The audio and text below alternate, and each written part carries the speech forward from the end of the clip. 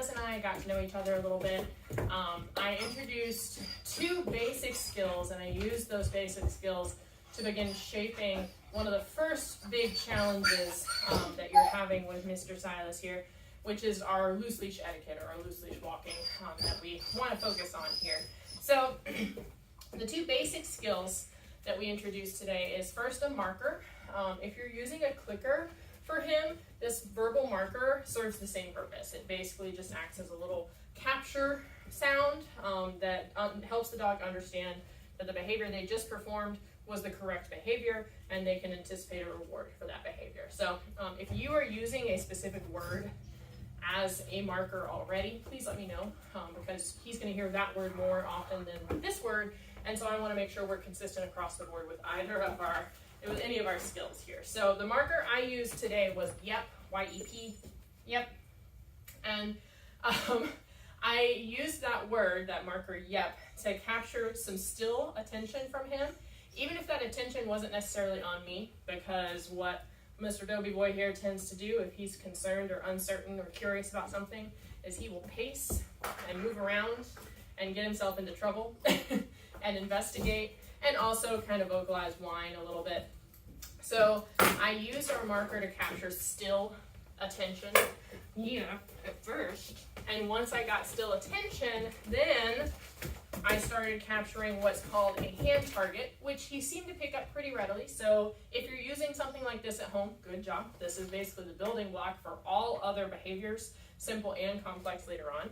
Yep, good boy. So just like in that moment, I'm just capturing, his still attention on me. We're out of treats at this point, so I'm just using affection as a reward for him, and you can see it does not have quite the power that kibble does.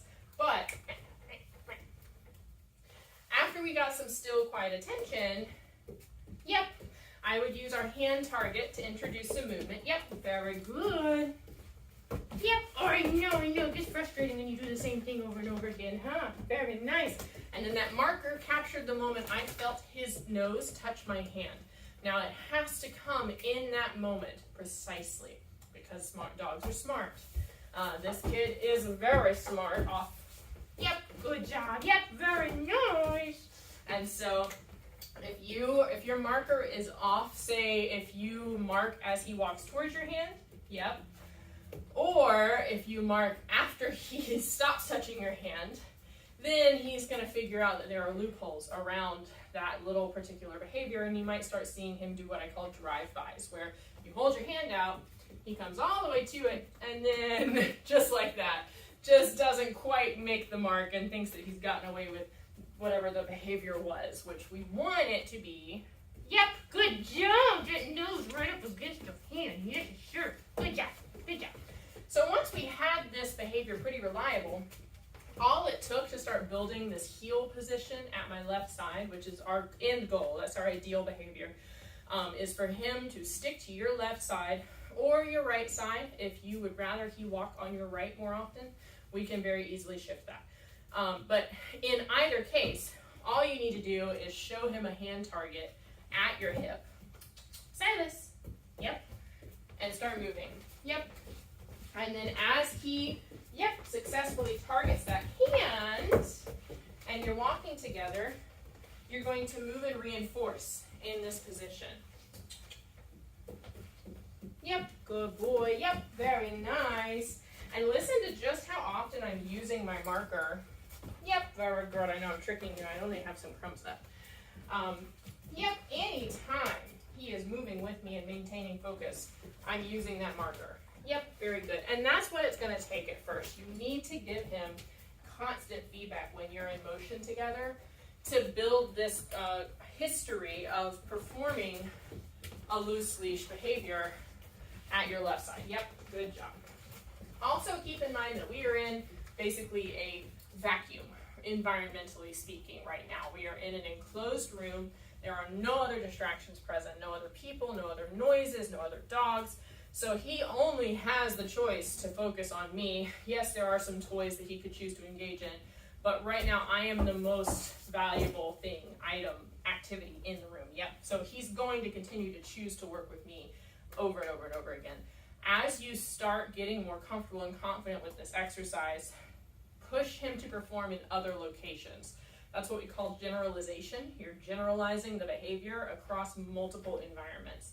And the more you do that and create step-by-step challenges for him, say we are working in an office space right now, see if you can do this in your driveway next, or in an open hallway if you're in a complex, maybe like an apartment or condominium complex. You can get right outside your front door and just practice walking back and forth right in your front door. And notice just how much more effort you have to give to keep his attention on you. There's a window right there, for example, and you just saw a car drive past. They're on the second story, but he can still catch cars. Silas, here, come on. Yep, good boy. Oh, good job. You did it. You did good things. Yes, you did. Yes, you did. Yes, you did. Very nice. Another thing to keep in mind when you are using this marker is that you don't have to wait for a perfect, pretty picture of a behavior to mark for him, especially when it comes to working around distractions. He has a tendency to pace, he has a tendency to vocalize, whether it's with a whine or an alert bark like he did just right there. So in those moments, consider to yourself what you would rather him do. If you would rather have him be quiet, use that marker the moment he stops barking for more than 2 seconds. Capture that moment of quiet with your marker of yep, and see how quickly his head whips back to you so that you can regain his focus, regain his work ethic, and continue performing with him to build that reliable focus and response no matter what is going on around him, okay? Please let me know if you have any questions about how to use your marker, when to mark for your hand target, or ways to practice this movement with you at your left or your right side. And I look forward to seeing what kind of progress we make on these skills next Friday. Okay? Because you're a smart baby. Yes, you are, Silas, man. Yeah.